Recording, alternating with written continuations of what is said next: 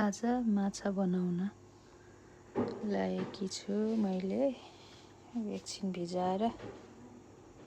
त्यसपछि यसलाई फ्राई गर्ने हो। त गाइज हेर्नुहोस् है, माछा रेडी भइसकेको छ। अब यसलाई मैले फ्राई गर्छु।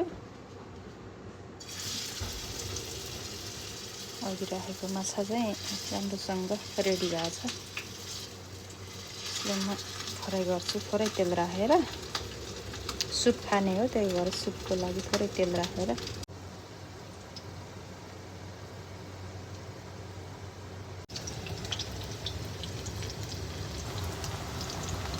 हल्का फ्राई गर्ने हो। यो सुप खाने हो, त्यसैले धेरै फ्राई गर्नु पनि पर्दैन।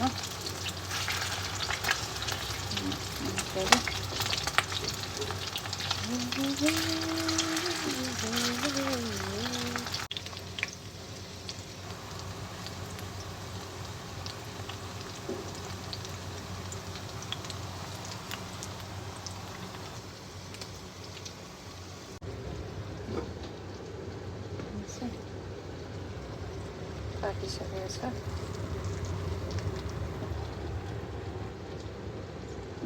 माछा पाकिसकेको छ। अब बाँकी रहेको माछा पनि त्यसै गरी राख्छु।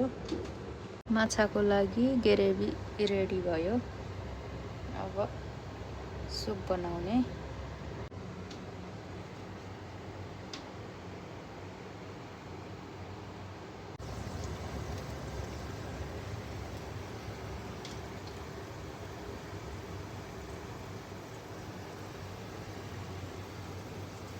राम्रोसँग उम्लिसक्यो यो। अब यसलाई बन्द गर्ने।